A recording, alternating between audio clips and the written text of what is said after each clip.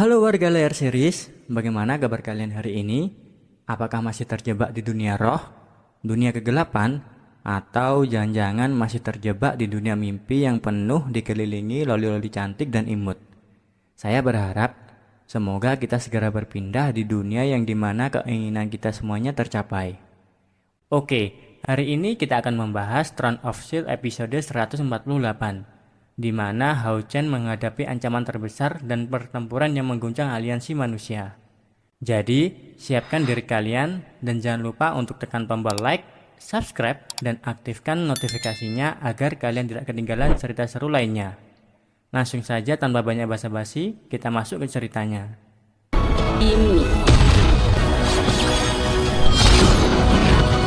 Di tengah ketegangan yang semakin memuncak, tiba-tiba Gusi muncul dengan wajah penuh amarah. Tatapannya tajam, mencerminkan kekesalan yang telah mencapai puncaknya.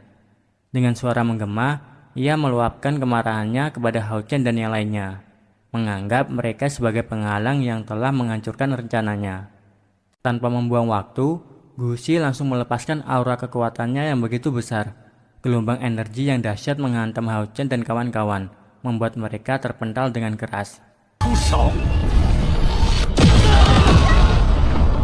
Hao Chen sendiri terkejut bukan main. Baru kali ini, ia merasakan kekuatan sebesar ini, sebuah kekuatan yang ternyata dimiliki oleh pilar ke-25. Rasa murka Gusi semakin membara. Baginya, Hao Chen dan yang lainnya hanyalah sekumpulan anak kemarin sore.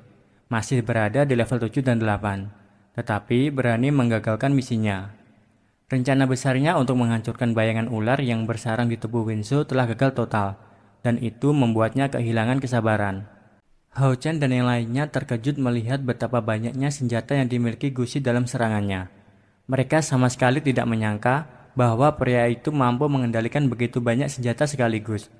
Dengan nada dingin, Gusi pun mengungkapkan bahwa total senjata yang ia miliki berjumlah lebih dari 500.000, dan masing-masing senjata tersebut dapat bergerak secara mandiri di bawah kendalinya.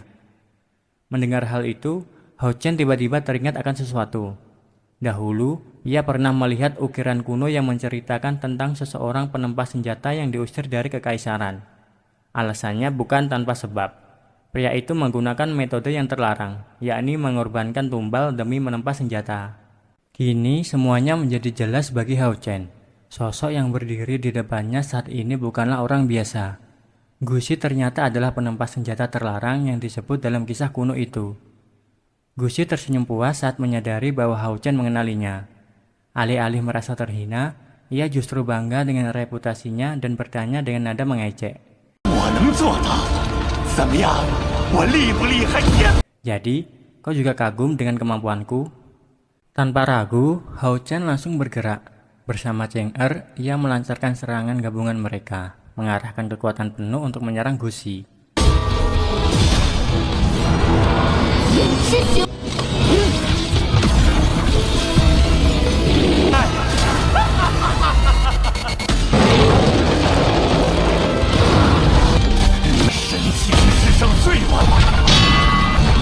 Namun, serangan mereka seolah tak berarti. Dengan satu gerakan ringan, Gusi menahan serangan tersebut tanpa kesulitan. Melihat hal itu, Hao Chen tidak tinggal diam. Ia segera memanggil para prajurit Sain untuk membantu pertempuran ini. Namun, menghadapi serangan bertubi-tubi dari senjata tak berujung milik Gusi, mereka mulai terdesak. Situasi semakin sulit. Gusi bahkan tidak perlu bergerak, tetapi sudah mampu mengendalikan medan pertempuran sepenuhnya. Mereka semua terkunci, kesulitan untuk mendekatinya. Di tengah situasinya semakin terpojok, Hao Chen akhirnya menemukan celah. Ia segera meminta Cheng Er untuk mengalihkan perhatian Gusi dengan teknik bayangannya. Dengan gesit, Cheng Er meluncur ke depan, membuat gerakan seolah akan menyerang secara langsung. Gusi menyadarinya dan segera berusaha menghentikan Cheng Er. Namun, inilah momen yang ditunggu-tunggu. Dari sisi lain, Han Yu telah bersiap. Dengan cepat ia mengaktifkan teknik kurungan cahayanya, menciptakan ikatan energi yang menahan gerakan Gusi. Melihat kesempatan ini, Hao Chen dan rombongannya tidak menyia-nyiakan waktu. Tanpa ragu, mereka langsung mempersiapkan serangan pamungkas masing-masing. Dengan kekuatan penuh, serangan gabungan mereka dilepaskan serentak, menghantam Gusi dengan dahsyat. Ledakan besar pun mengguncang medan pertempuran, menandai serangan terbesar mereka dalam pertempuran ini.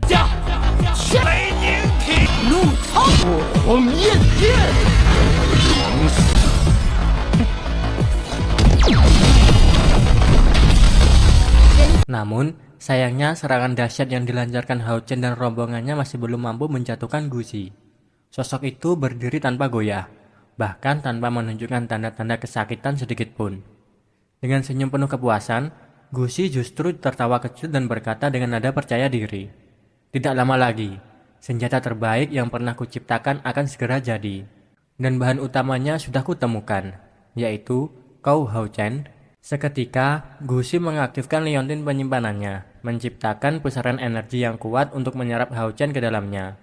Dengan terkejut, Hao Chen berusaha menahan serangan itu dengan kedua pedangnya, mengerahkan seluruh kekuatannya agar tidak terseret. Namun, Gusi hanya menatapnya dengan tatapan meremehkan. "Kau pikir pedang-pedang itu bisa menahanku?" Gusi mencibir. "Aku adalah penempa senjata terbaik. Pedangmu tidak ada artinya di hadapanku." Dalam sekejap, retakan muncul di belah pedang Hao Chen sebelum akhirnya hancur berkeping-keping di tangan Gusi. Dengan pertahanannya yang kini lenyap, Hao Chen tak lagi bisa melawan. Pusaran energi itu akhirnya menyedotnya masuk ke dalam liontin milik Gusi. Qing Er dan yang lainnya hanya bisa menyaksikan dengan wajah penuh keterkejutan dan ketakutan. Melihat Hao Chen ditangkap, mereka langsung bergerak, berusaha menyelamatkannya. Namun, Gusi tampak semakin bersemangat. Ia menatap mereka dengan penuh ketertarikan dan berkata dengan nada keji, "Jangan khawatir, kalian juga akan segera menyusul. Aku masih membutuhkan lebih banyak bahan untuk menempa senjataku." Pertarungan pun kembali meletus.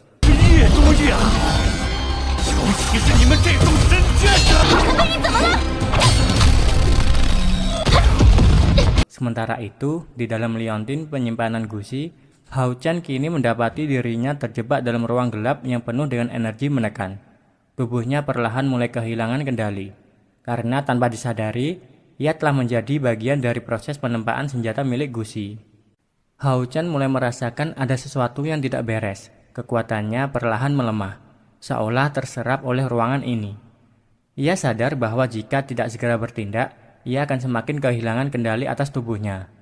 Tanpa membuang waktu, ia memanggil Yanting, perinya yang setia. Dalam sekejap, sosok kecil bercahaya itu muncul.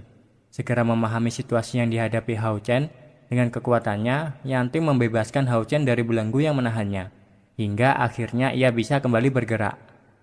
Setelah terbebas, Hao Chen menyadari bahwa ia tidak bisa kembali bertarung tanpa senjatanya. Pedang andalannya telah dihancurkan oleh Gusi, dan satu-satunya cara untuk mendapatkannya kembali adalah dengan menempa ulang. Ia pun mengambil keputusan berani, memanfaatkan tempat penempaan milik Gusi sendiri untuk menempa kembali kedua pedangnya. Namun, begitu tiba di area penempaan, ia segera merasakan panas luar biasa yang menyelimuti tempat itu. Teman Hao Chen yang mengetahui niatnya segera memperingatkan bahwa tempat ini terlalu berbahaya. Jika kau bertahan terlalu lama di sini, panasnya bisa membakar tubuhmu sendiri. Hao Chen mengangguk, tetapi ia tidak punya pilihan lain. Tanpa pedangnya, ia tidak bisa membantu teman-temannya yang masih berjuang di luar. Dengan tekad yang bulat, ia mulai menempa kembali senjatanya. Setiap pukulan yang ia hantarkan terasa menyiksa. Panas yang membara menyengat tubuhnya, membuat keringatnya mengalir deras. Namun, ia bertahan, menahan rasa sakit demi menyelesaikan pedang-pedangnya. Sementara itu, di luar pertempuran semakin sengit. Gusi terus memberikan tekanan, memojokkan teman-teman Hao Chen yang mulai kehabisan tenaga. Mereka berusaha bertahan, tetapi tanpa Hao Chen situasi semakin sulit. Waktu semakin menipis, Hao Chen harus segera menyelesaikan pedangnya sebelum semuanya terlambat. Hao Chen terus menempa pedangnya melawan panas yang membara. Namun, cahaya misterius yang terkurung di tempat itu tiba-tiba bergerak ke arahnya.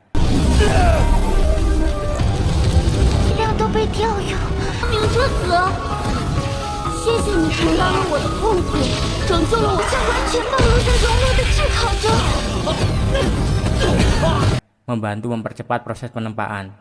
Dalam sekejap, dua pedang lamanya menyatu menjadi satu senjata baru yang jauh lebih kuat.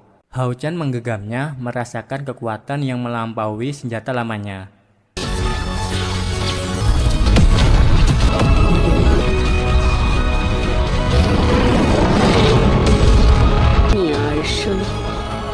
在世，龙浩辰，这是一把大陆从未。英米，英米。Sementara itu, di luar pertarungan semakin sulit bagi teman-teman Hao Chen. Gusi yang nyaris menang tiba-tiba melihat simbol di langit, tanda bahwa artefaknya telah selesai. Dengan penuh semangat, ia bergegas mengambilnya. Namun, saat hendak menyentuh senjatanya, sebuah kekuatan tak terlihat menghantamnya, membuatnya terpental jauh. Dengan terkejut, ia menoleh dan melihat Hao Chen berdiri tegak dengan pedangnya yang baru. "Senjatamu memang telah jadi," ucap Hao Chen dengan tenang. "Tapi senjata itu sudah memilih pemiliknya sendiri, yaitu aku." Gusi terkejut, tak percaya dengan apa yang terjadi. Hao Chen tidak hanya selamat, tetapi juga berhasil menempa senjata yang jauh lebih kuat dari ciptaannya. Untuk pertama kalinya, Gusi merasakan sesuatu yang belum pernah ia alami sebelumnya, yaitu ketakutan. Di dalam tungku penempaannya, Gusi tidak bisa menerima kenyataan bahwa ada seseorang yang mampu menempa senjata lebih baik darinya. Dengan amarah membara, ia mengeluarkan ribuan senjata dari tempat penyimpanannya dan mengarahkan semuanya untuk menyerang Hao Chen. Namun, dengan hanya satu jentikan jari, Hao Chen membuat seluruh senjata itu lenyap begitu saja, meninggalkan Gusi dalam keterkejutan. Hao Chen menatapnya dengan dingin. "Kau telah melanggar batas dengan menggunakan cara keji untuk menciptakan senjatamu.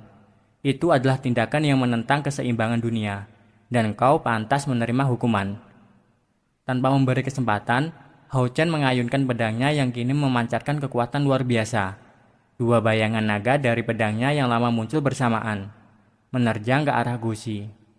Gusi berusaha menahan serangan itu, tetapi kekuatannya tak cukup. Dalam sekejap, ia tumbang, dikalahkan oleh Hao Chen.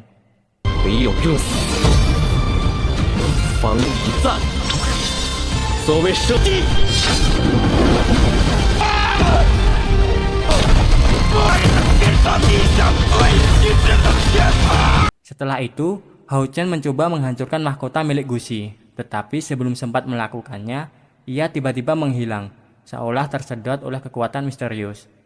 Ketika kesadarannya kembali, ia mendapati dirinya berada di dalam sebuah istana megah. Namun, tempat itu bukan sembarangan istana. Para penjaga yang berjaga di sana menyebutnya sebagai istana hantu binatang. Menyadari dirinya telah berpindah tempat akibat kekuatan teleportasi dari mahkota Gusi, Hao Chen segera mengaktifkan kembali mahkota tersebut dan kembali ke tempat teman-temannya.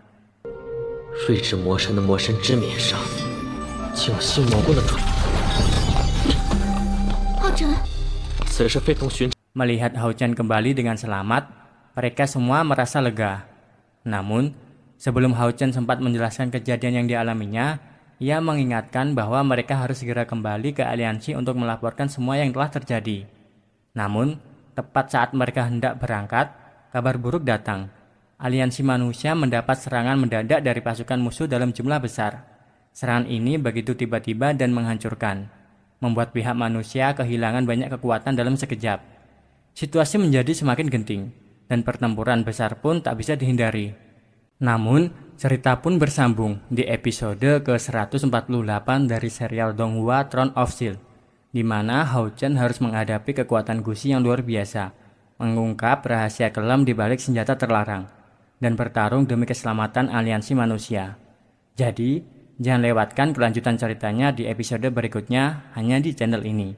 Terima kasih sudah menonton, dan dukung terus channel ini agar semakin berkembang dan bisa menghadirkan lebih banyak cerita luar biasa untuk kalian. Jangan lupa untuk tekan like, subscribe, dan tentu saja aktifkan lonceng notifikasinya supaya kalian langsung tahu saat episode terbaru rilis. Sampai jumpa!